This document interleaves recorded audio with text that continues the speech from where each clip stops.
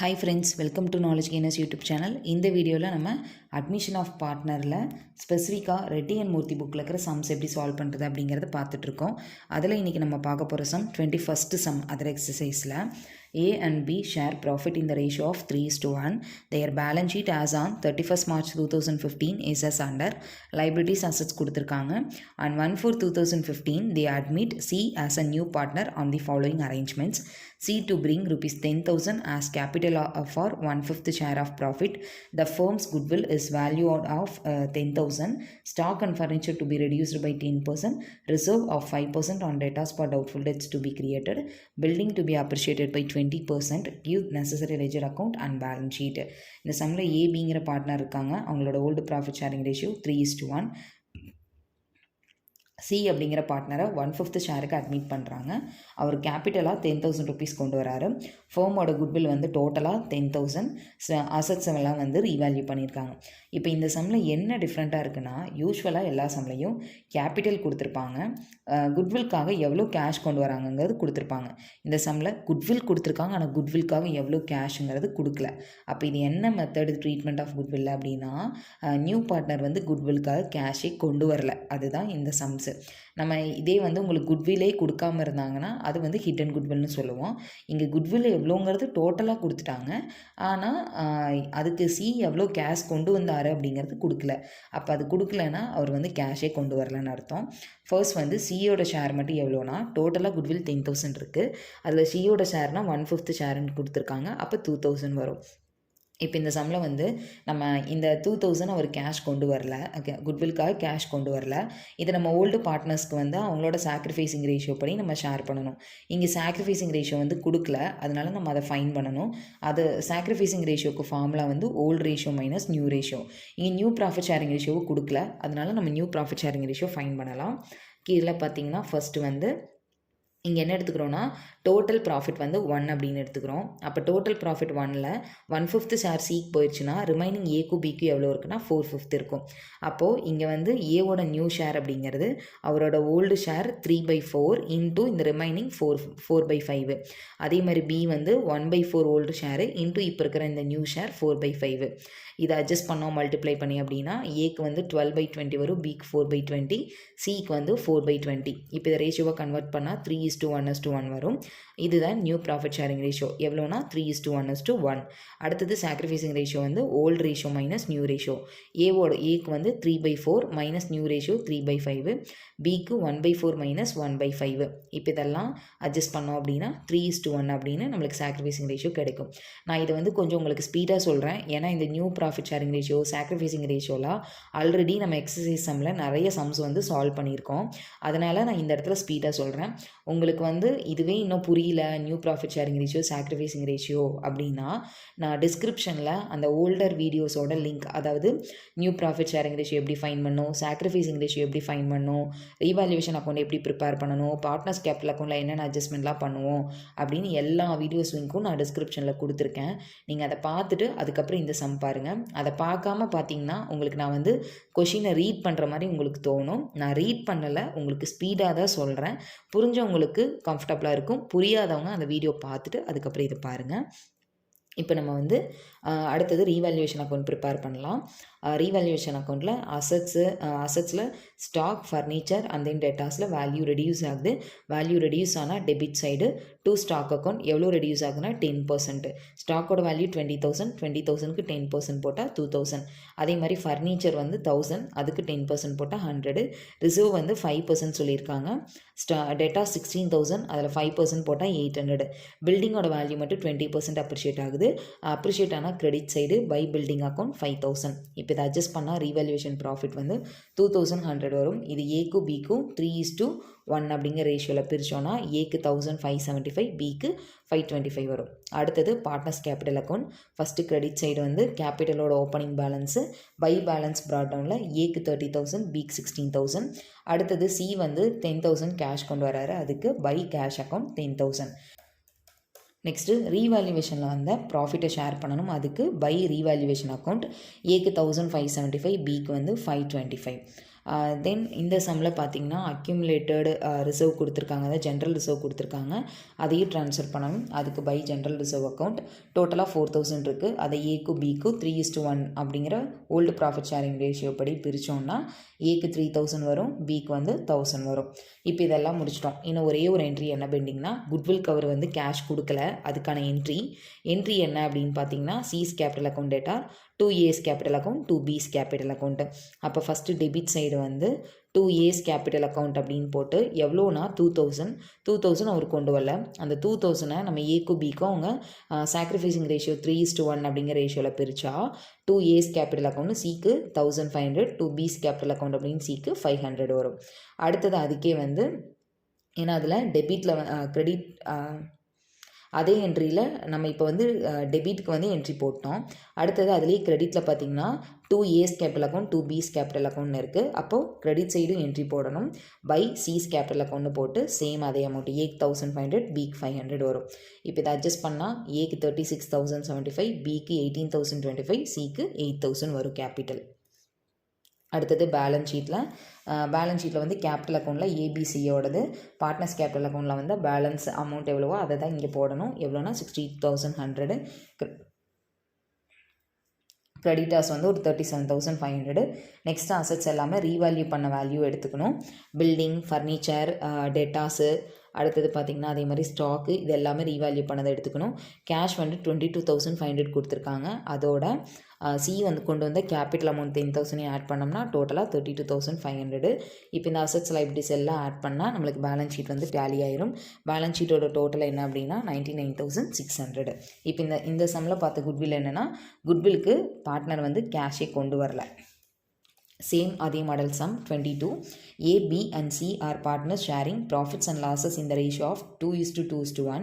Their balance sheet as on 31/3/2019 was as follows. Liabilities, assets கொடுத்திருக்காங்க. The partners have agreed to take D as partner with effect from 1/4/2019 on the following terms. D brings ₹5,000 towards capital for 1/5 share of profit. Value of goodwill will be fixed at ₹15,000, but D cannot pay any cash for goodwill. Value of stock should be increased by 2,500. Provision for bad debt should be provided at 10% of the debtors. Furniture to be depreciated by 10%. Value of land and building should be increased by 20%. Prepare revaluation account, capital account of partners and balance sheet of the new firm. இப்போ first இந்த சம்மில் ABC அப்படிங்கிற 3 partner இருக்காங்க. Ratio வந்து 2:1. டிங்கிற partner admit பண்ணுறாங்க. எவ்வளோக்குன்னா 1/5 ஷேருக்கு. D வந்து 5,000 கேபிட்டலுக்காக cash கொண்டு வராரு. அடுத்தது பார்த்திங்கன்னா டோட்டலாக குட்வில் வந்து 15,000. டி எந்த கேஷும் கொண்டு வரல. ஸ்டாக்கு, அசட்ஸ் அண்ட் லைபிலிட்டிஸில் ரீவேல்யூ பண்ணுறதை பற்றி கொடுத்துருக்காங்க. இப்போ ஃபர்ஸ்ட் வந்து ரீவேல்யூஷன் அக்கௌண்ட் லெஜர் ப்ரிப்பேர் பண்ணலாம். அசட்ஸ் வேல்யூ டிக்ரீஸ் ஆனால் debit side 2 provision for bad debts 550, 2 furniture 650 வரும். அடுத்தது வேல்யூ இன்க்ரீஸ் ஆயிருந்தால் credit side by stock account 2,500, by land and building account 5,000. இப்போ இதை அட்ஜஸ்ட் பண்ணால் ப்ராஃபிட் ரீவேல்யூஷன் ப்ராஃபிட் வந்து 6,300. இதை ஏபிசிக்கு 2:1 ரேஷியோவில் பிரித்தா ஏக்கு 2,520, பிக்கு 2,520, சிக்கு 1,260 வரும். அடுத்தது பார்ட்னர்ஸ் கேபிட்டல் அக்கௌண்ட்டில் first opening balance, by balance brought down. ஏக்கு 12,000, பிக்கு 12,000, சிக்கு 5,000. அடுத்தது டி கேஷ் கொண்டு வந்திருக்காரு, அதுக்கு பை கேஷ் அக்கௌண்ட் டிக்கு மட்டும் 5,000 வரும். நெக்ஸ்ட்டு பார்த்திங்கன்னா ரீவேல்யூவேஷன் ப்ராஃபிட்டை ஷேர் பண்ணிக்கலாம். By revaluation account 2,520 A and பிக்கு, சிக்கு வந்து 1,260 வரும். அடுத்தது இங்கே வந்து டியோட ஷேருக்கு அவர் வந்து குட்வில்க்கு அமௌண்ட்டே கொண்டு வரல. அப்போ அதுக்கு என்ன என்ட்ரி வரும்னா D's capital account debtor 2A's capital account, B's capital account, C's capital account வரும். அப்போ debit side 2A's capital account டியில் 1,200, பிஸ் கேபிட்டல் அக்கௌண்ட் டியில் 1,200, சிஸ் கேபிட்டல் அக்கௌண்ட் டியில் 600. இதுக்கே ஆப்போசிட் என்ட்ரி நம்மளுக்கு கிரெடிட் சைடும் வரும். பை டிஸ் கேபிட்டல் அக்கௌண்ட்னு போட்டு சேம் அதே அமௌண்ட் ஏக்கு பிக்கு 1,200, சிக்கு வந்து 600. இப்போ இதை அட்ஜஸ்ட் பண்ணோன்னா அண்ட் தென் இது இல்லாமல் நம்மளுக்கு அக்யூமுலேட்டட் ரிசர்வ் கொடுத்துருக்காங்க, ஜென்ரல் ரிசர்வ். இப்போ பை ஜென்ரல் ரிசர்வ் அக்கௌண்ட் ஏக்கு 2,600, பிக்கு 2,600, சிக்கு வந்து 1,300. இதை அட்ஜஸ்ட் பண்ணால் ஏக்கும் பிக்கு 18,320, சிக்கு 8,160, டிக்கு வந்து 2,000 வரும். இப்போ அடுத்து பேலன்ஸ் ஷீட்டில் கேபிட்டல் அக்கௌண்ட்டில் பார்ட்னர்ஸ் கேபிட்டல் அக்கௌண்ட்டில் வந்து பேலன்ஸின் ஃபிகர் போடணும். அடுத்தது அவுட்ஸ்டாண்டிங் லைபிலிட்டி, கிரெடிட்டர்ஸ். அசட்ஸ் வந்து ஆசெட்ஸ் ரீவேல்யூ பண்ணதை எடுத்துக்கணும். கேஷில் மட்டும் ஒரு கொண்டு வந்து கேபிட்டல் அமௌண்ட்டையும் ஆட் பண்ணணும். இப்போ அசட்ஸ் வந்து ரீவேல்யூ பண்ண வேல்யூ போட்டு நம்ம ஆட் பண்ணால் பேலன்ஸ் ஷீட் டேலி ஆயிரும். டோட்டல் வந்து 61,150 வரும். அடுத்த some 23rd sum. Following is the balance sheet of Active and Sharp who shared profits and losses in the ratio of 3:2. Liabilities and assets கொடுத்திருக்காங்க. Blunt was admitted as partner on the date of balance sheet. The new ratio for sharing profits and losses will be 5:3:2. Blunt pays ₹20,000 as capital but nothing for goodwill which has to be valued on the basis of 2 years purchase of 3 years profit. The profits for 3 years were 10,000, 12,000, 14,000. Drop the balance sheet after giving journal entries and ledger accounts relating to Blunt's admission. இந்த சம்மில் active and ஷார்ப்னு partner இருக்காங்க. அவங்களோட profit sharing ratio 3:2. பிளண்ட்டுங்கிற partner admit பண்ணதுக்கப்புறம் அவங்களோட ratio new ratio 5:3:2. இதில் blend வந்து 20,000 கேபிட்டலுக்கு பே பண்ணுறாரு. அவர் குட்வில்காக எந்த அமௌண்ட்டும் பே பண்ணல.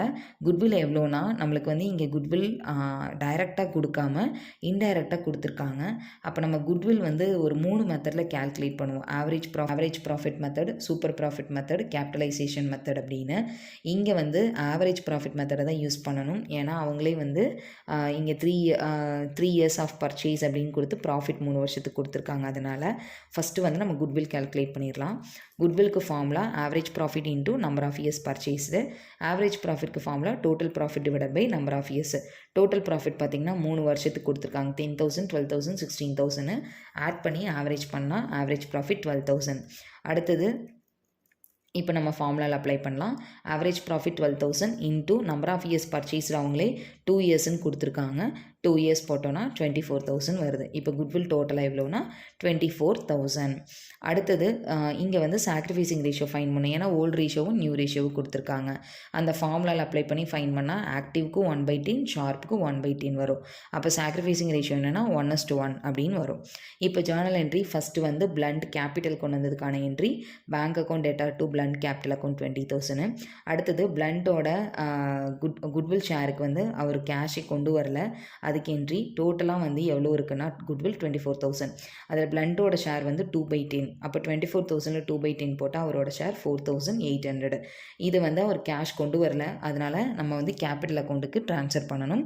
என்ட்ரி வந்து Blunt's capital account debtor to Active's capital account to Sharp capital account. Sacrificing ratio 1:1. 4,800 1:1 அப்படின்னா ஈக்குவலாக ஷேர் பண்ணால் ஆக்டிவ்க்கு 2,400, ஷார்ப்புக்கு 2,400. அடுத்தது பார்த்திங்கன்னா உங்களுக்கு பேலன்ஸ் ஷீட்டில் ஒரு குட்வில் கொடுத்துருக்காங்க 10,000. அந்த எக்ஸிஸ்டிங் குட்வில்லை நம்ம அவங்களோட ஓல்டு ப்ராஃபிட் ஷேரிங் ரேஷியோ படி ரைட் ஆஃப் பண்ணணும்.